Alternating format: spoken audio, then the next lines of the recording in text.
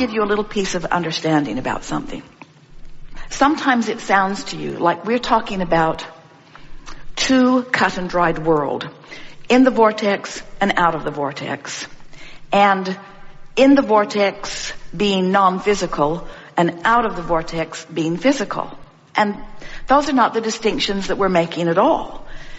Because you can be in the vortex and physical, meaning you can be in the vortex and manifesting things. Because the only difference between what humans call physical or manifested and non-physical is that there's stuff that is manifesting. So we want you to understand that if you can separate these two concepts as vibrational concepts, in the vortex feels better, out of the vortex doesn't feel so good. In the vortex, higher vibration, out of the vortex, lower vibration. In the vortex, no resistance, only allowing. Out of the vortex, plenty of resistance, not allowing. So you're thinking about vibration relative to all of this. Then you begin saying, and this is the thing that we want you to understand. If you can get into the vortex for no reason, in other words, I'm going there because it feels good, period. I'm not going there for a Range Rover. I'm not going there for more money. I'm not going there for a lover. I don't have ulterior motives that are the reason that I'm going there. Because if you've got ulterior motives as the reason that you're going there, the ulterior motive that isn't yet satisfied, that isn't yet manifested, you're just practicing the absence of it. If you say, I'm going to go to the vortex, so here's how it goes. Oh, there's a vortex over there. I know. I think I'll go in. Why? I'm going to go into the vortex so that I can get my lover who isn't here. And out you go. I'm going to go into the vortex. I'm going into the vortex. I'm going into the vortex. I'm going into the vortex so I can find money that isn't here. So the reason that we want you to go into the vortex. I'm going to the vortex because it feels good. I'm going to the vortex because it feels good. I'm going to the vortex because it feels good. I'm going to the vortex because my heart sings there. I'm going to the vortex because I'm happy there. I'm going to the vortex for emotional reasons. I'm going to the vortex because I breathe more deeply there. I'm going to the vortex because I feel more clear-minded there. I'm going to the vortex. I'm going to the vortex for emotional reasons. I'm going to the vortex for emotional reasons. If you will go for emotional reasons, you'll get in and you'll hang around a little longer. And here's the thing that we so want you to hear. We almost shouldn't tell you, but we will. If you hang around in this vortex for the emotional reason that we're describing, stuff's going to start manifesting for you inside the vortex. You're going to be in the vortex with a Range Rover. You're going to be in the vortex with more money. You see what we're getting at? Because it is right that things materialize for you, but things that you want can't materialize for you if you're blocking them with your unworthiness. Now, doesn't the word unworthiness sound different than it did before? Feels different. Unworthy is not something that someone else can pronounce you. Unworthy is just something that you do to yourself because you refuse to go into the vortex. Or you go for the wrong reason and it spits you right out. For example, it's easy in this economic climate to think about shortage of money. Even though more wealth is being made by some people at this time than in all of the history of economics. But still, it's easier for most people to focus on shortage. It's easy for most people to focus upon the decline of their physical apparatus as they worry about their physical well-being, especially as they project themselves into the future. It's much easier if you walk about and if you were to be so bold as to say, I believe in my physical wellness. If you walked down any street in any city proclaiming your confidence in your well-being, you would be inundated with well-meaning, completely wrong people who would come forward to let you know you should not be so overly optimistic because haven't you heard about this or this or this or this or this? the facts of manifestation would be presented to you in order to get you to be convinced in your own vulnerability.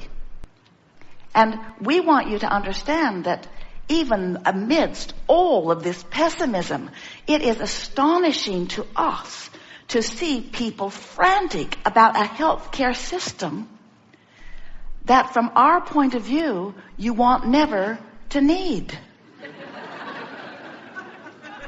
It's like planning for your personal decline and everyone else's as well. Now, we are not encouraging you to not help out anyone who needs help. We just think that if you are convincing yourself all day, every day about your decline, Esther will listen to a comedian on television talking about old people, old, decrepit, declining, sexually devalued people. And she always says the same thing back to them. That's going to come back and bite you in the butt. Because they're not talking about themselves today, but they're talking about moving through time, and they are planning decline for everyone they see, and they are not leaving themselves out of it, we promise you. So we know that we are stretching you into some different ways of looking at things, because unless you are willing to accept that you are a vibrational being who lives in a vibrational universe, then you cannot begin to understand how things are happening in the way they are to you or to anyone else. In other words, until you make the conscious association between the source energy part of you and the part of you who is here focused in your physical body, you have no real guidance.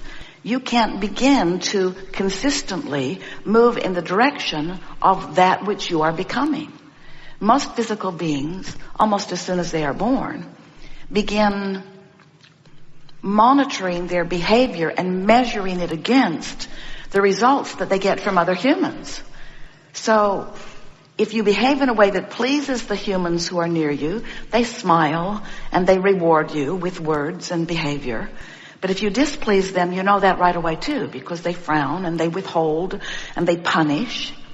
And so, without meaning to, you've been trained away from your guidance system by well-meaning others who are doing something that is virtually impossible.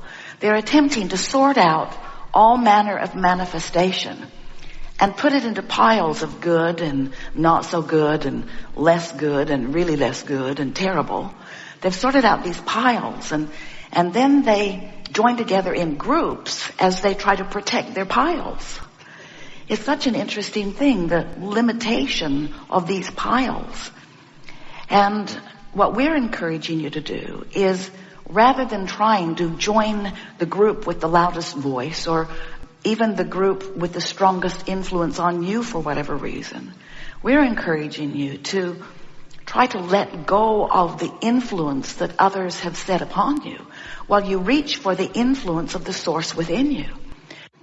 So what we're wanting you to understand is that what is, even if almost everybody you know has almost the same, similar, and maybe by your standard not wanted experience, it still has nothing to do with you, except that your attention to this unwanted experience causes you to practice the frequency of it, which means it will become your experience. And then they say, see, I was right.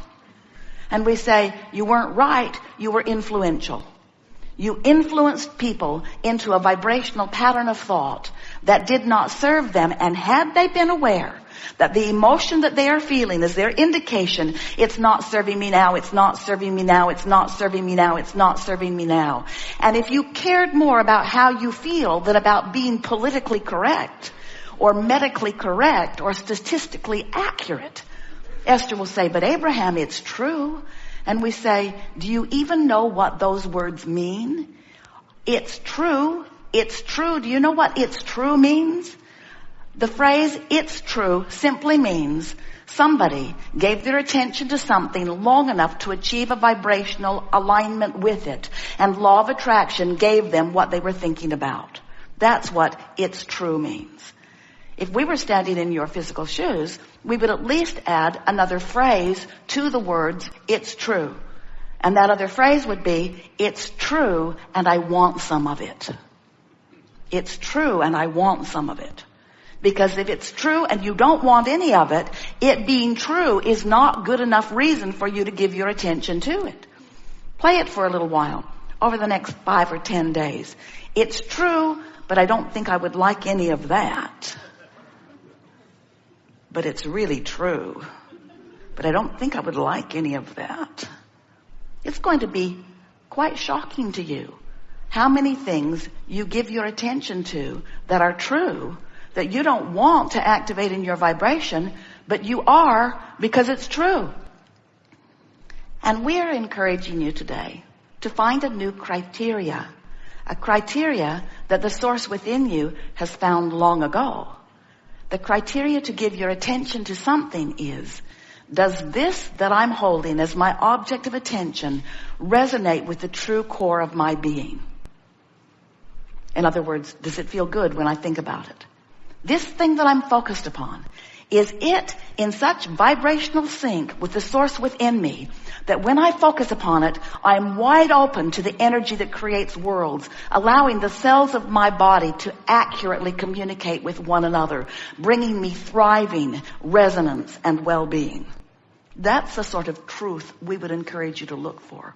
The truth, the only truth, of pure positive energy that ripples through your being when you find alignment with the source within you.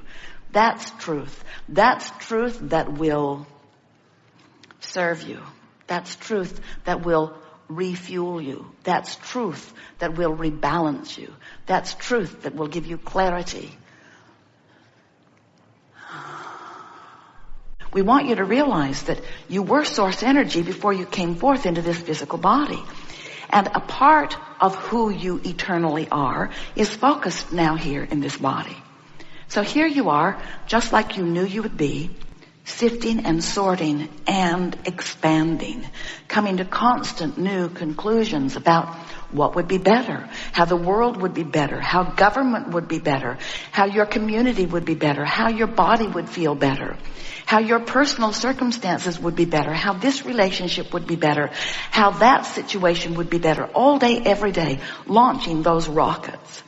And what we want you to know is that each time you offer one of those requests, it is pure to us. In other words, we stand in your vortex receiving your request. Your inner being becomes the vibrational equivalent of each and every request that you set forth.